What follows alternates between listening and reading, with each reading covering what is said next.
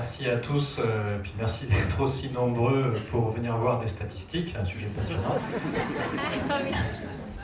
Je remercie évidemment le collectif Santé Mauges pour son invitation, tous les bénévoles qui se sont démenés pour que cette soirée existe. Je remercie la technique également, qui a tout réglé.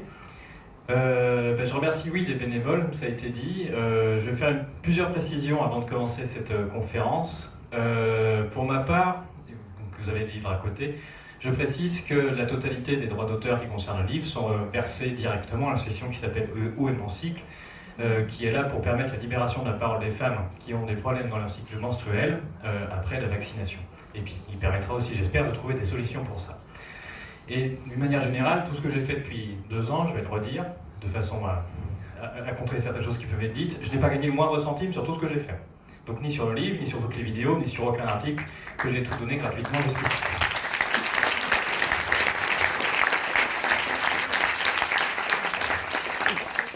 Et je ne suis pas rémunéré pour les conférences non plus. Ça, c'était le premier point. Le deuxième point, c'est que je vais m'exprimer ici en mon nom uniquement et pas du tout dans le cadre de mes employeurs, quels qu'ils soient. Même si vous avez vu, j'avais demandé à ce qu'ils n'apparaissent d'ailleurs pas sur les affiches, je le précise, donc c'est pas de mon fait s'il y a mon employeur qui apparaît sur les fiches. Ça, c'est le deuxième point. Et puis voilà, je remercie aussi Jacques d'être présent, qui fait partie des co-auteurs du livre. Je ne suis pas tout seul à avoir travaillé pendant 3 ans. Il y a de nombreuses personnes qui m'ont contacté, qui ont apporté beaucoup de choses, et avec qui j'ai pu travailler. Et c'est en travaillant avec ces personnes-là que j'ai découvert de nombreux pans que vous allez découvrir ce soir. Donc c'est pas une histoire où je suis tout seul. Voilà, je crois que j'ai fait le tour et on va pouvoir commencer avec ce que vous attendez tous, c'est-à-dire un bon cours de statistiques. Donc, évidemment, je vais pas vous faire un cours de statistiques, c'est pas le but.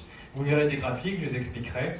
La plupart des choses qui ont été dites, la psychose qui a été mise en place, les choses qu'on a fait croire aux gens ont toujours été sous le couvert de chiffres et de prétendues sciences.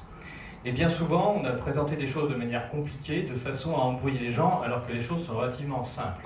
Et s'il y a des chiffres, ils ne sont là que pour illustrer quelque chose, et pas du tout pour prouver de la science.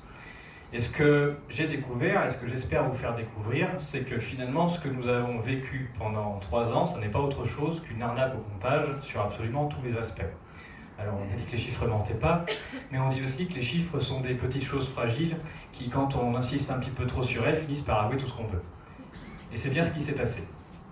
Et donc, je vais vous présenter, pas tout à fait même déroulé que sur le livre, aussi de façon à ne pas barber ceux qui l'auraient lu.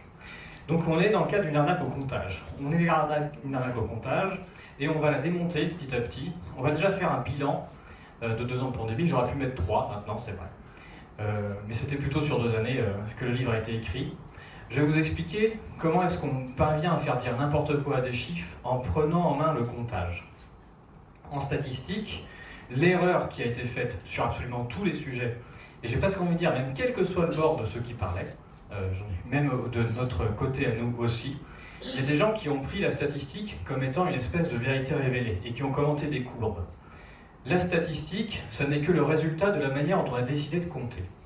Si on a décidé de compter d'une certaine manière, on va avoir le résultat qu'on veut. C'est celui qui maîtrise le comptage, qui a la définition de ce qu'on veut compter, qui maîtrise le résultat final. Avant cette histoire, j'avais une petite chaîne que j'ai toujours sur Internet qui s'appelle Décoder l'écho, où mon principe c'était d'expliquer aux gens quelle était la définition des différents concepts économiques. Et juste si on vous explique ce qu'est un chômeur, d'un point de vue statistique, c'est-à-dire ce que l'on va compter, vous comprenez où est l'arnaque et comment un politique peut faire pour dire que le chômage baisse. C'est le fait qu'on ne vous donne pas la définition, qu'on ne vous dit pas ce qu'on compte, qui fait qu'on peut vous embrouiller avec des chiffres. Ensuite, on va parler un peu de la désorganisation organisée, c'est-à-dire le bazar qui a été mis en France pour faire croire qu'il y avait une crise. Donc il y en a bien une, mais c'est une crise de désorganisation organisée. Du côté des... Et on va voir ensuite comment est-ce que, à mon sens, la folie a complètement basculé, c'est-à-dire c'est à partir du moment où on s'est affranchi du concept de malade pour passer à celui du test, avec les fameux asymptomatiques, et comment le test a pris le pas sur la réalité. Et ça, c'est un autre aspect que l'on a vécu, c'est-à-dire que ce qui forme le bon sens habituel, c'est-à-dire qu'une personne, elle se considère malade quand elle a quelque chose. Là, on a réussi à lui faire croire qu'elle avait quelque chose sur la base d'un truc qui est absolument rouge.